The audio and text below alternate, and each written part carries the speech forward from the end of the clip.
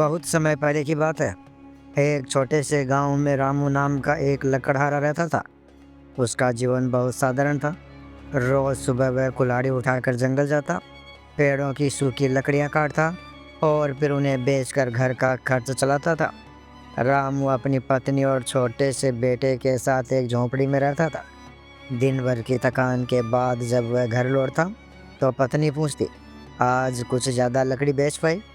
रामू मुस्कुरा लेता, ना रे, आज बस इतना ही हुआ कि पेट भर रोटी आ जाए।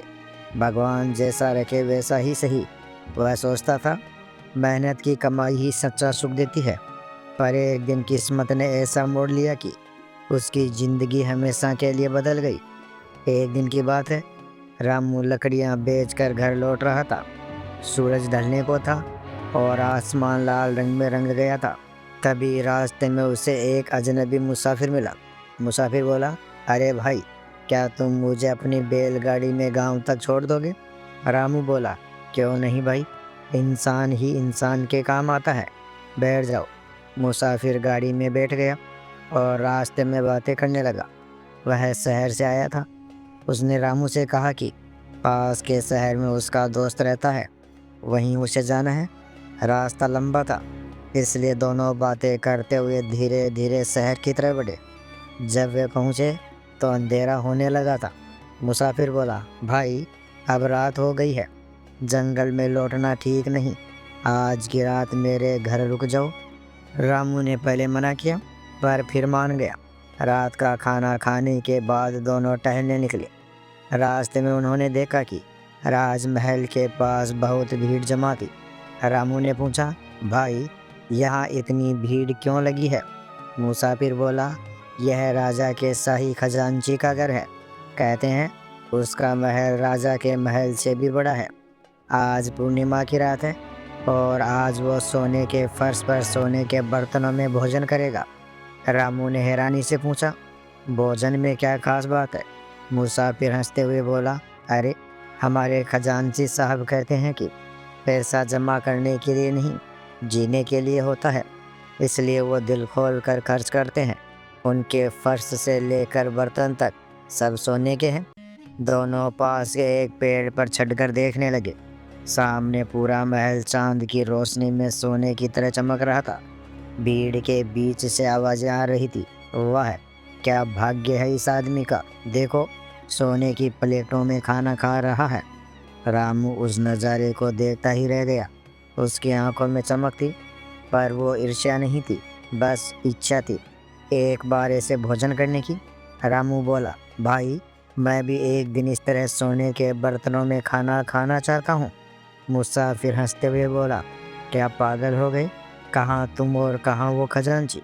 रामू बोला, नहीं भाई, जब तक यह इच्छा पूरी नहीं करूँगा चैन नहीं मिलेगा। मुसाफिर बोला, तुम्हारा यह सपना असंभव है। रामू बोला, असंभव कुछ नहीं, मुझे बस किसी तरह उस खजांची से मिलवा दो। मुसाफिर ने मजबूरी में हामी भर दी। वह जानता था कि उसका एक जानकार खजांची के घर में रसोइया है।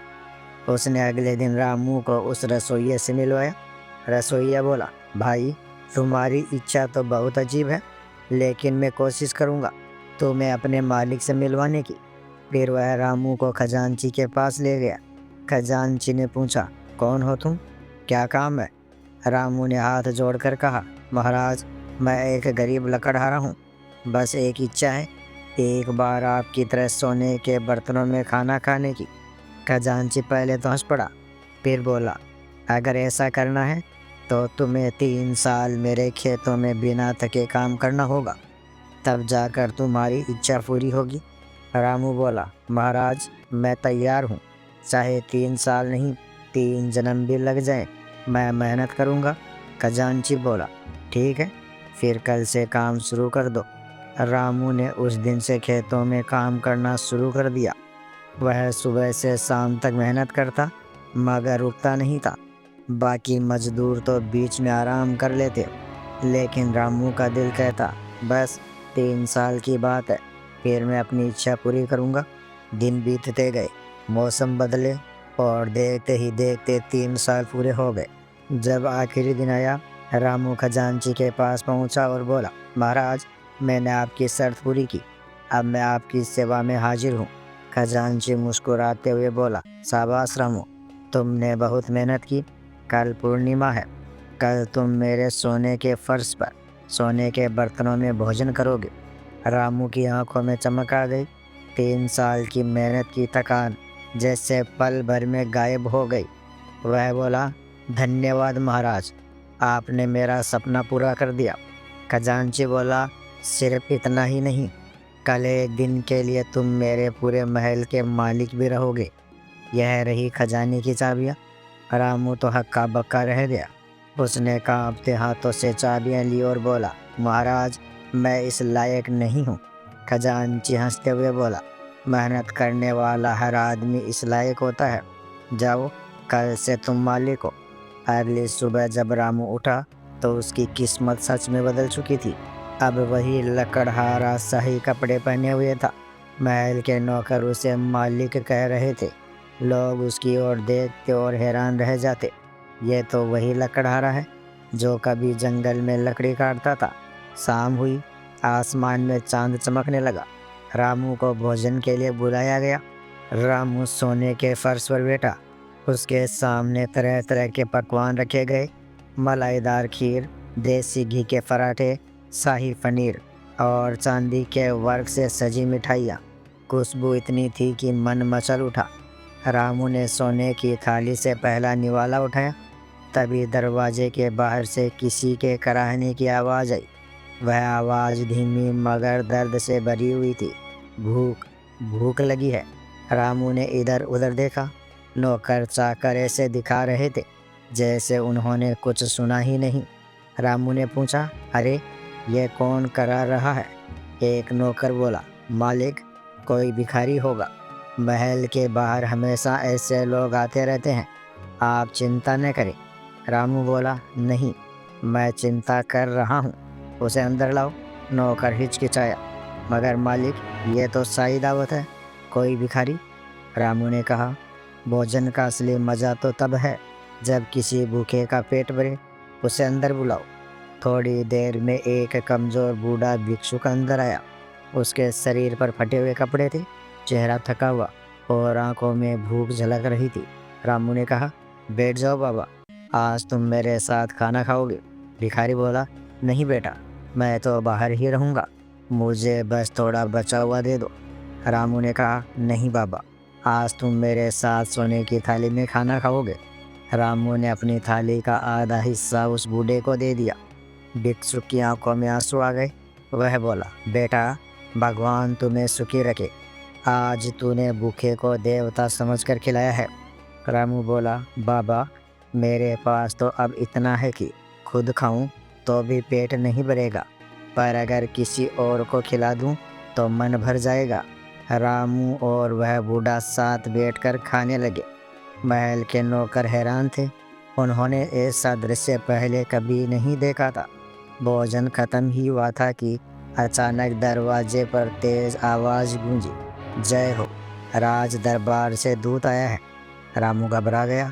दूत बोला, राजा विक्रमादित्य ने तुम्हें दरबार में बुलाया है, अभी इसी वक्त। रामू सोच में पड़ गया, मैंने तो कुछ गलत नहीं किया, फिर राजा ने क्यों बुलाया है? वह जल्दी से राजा के महल पहुंचा। राजा विक्रमादित्य अपने सिंहासन पर बैठे थे, चेहरे पर गंभीरता थी। राजा बोले, तो तुम वही लकड़हारे हो जिसने खजांची के घर सोने की थाली में खाना खाया? रामू ने झुककर कहा, जी महाराज, वही हूँ। राजा बोले, और तुमने अपनी थाली का खाना एक भिखारी को भी दे दिया? रामू बोला, जी महाराज, दिया था। राजा कुछ देर चुप रहे, फिर बोले, रामू, तुम्हारा ये काम हमें बहुत अच्छा लगा, पर मैं तुम्हारी समझदारी परखना चाहता हूँ। मेरे पास तुम्हारे लिए 3 सवाल है। अगर तुमने सही जवाब दिए तो मैं तुम्हें अपने दरबार में मंत्री बना दूंगा। रामू बोला, महाराज, मैं तो एक साधारण लकड़हारा हूँ, लेकिन कोशिश करूँगा। राजा बोले, रामू, बताओ, इंसान की सबसे बड़ी गरीबी क्या होती है? रामू ने थोड़ा सोचकर कहा, महाराज, सबसे बड़ी गरीबी पेट की नहीं, दिल की होती है। जिस इंसान के दिल में दया नहीं, वो सबसे गरीब होता है। राजा मुस्कुराते हुए बोले, वाह, बिल्कुल सही कहा तुमने। राजा बोले, अब बताओ, इंसान की सबसे बड़ी दौलत क्या है? रामू बोला, महाराज, सबसे बड़ी दौलत है ईमानदारी और संतोष। सोने चांदी तो ख़त्म हो जाते हैं, लेकिन ईमानदारी कभी ख़त्म नहीं होती। जिसके पास संतोष है वही सबसे अमीर है। राजा बोले, बहुत सुंदर जवाब। राजा बोले, आखिरी सवाल, राजा और गरीब में क्या फ़र्क होता है? रामू मुस्कुराया, महाराज, फ़र्क तो बस सोच का होता है। राजा वो होता है जो दूसरों के लिए जीता है, और गरीब वो जो सिर्फ अपने लिए जीता है। दिल बड़ा हो तो झोंपड़ी में भी राजा बसता है। राजा विक्रमादित्य उठे और बोले, रामू, तुमने वो बातें कही है जो बड़े बड़े विद्वान भी नहीं समझ पाते। आज से तुम मेरे दरबार में मंत्री बनोगे, लेकिन याद रखना, अपनी सादगी और भलाई कभी मत छोड़ना। रामू ने झुककर कहा, महाराज, मैं वही रहूँगा जो पहले था, बस अब मेरे पास दूसरों की सेवा करने का अवसर है। कुछ समय बाद लोग कहते थे, राजा के दरबार में सबसे बुद्धिमान और दयालु मंत्री रामू है, जो पहले एक लकड़हारा था। रामू कभी सोने के बर्तन नहीं चाहता था, अब समझ गया था कि सोने से नहीं, इंसानियत से जीवन चमकता है।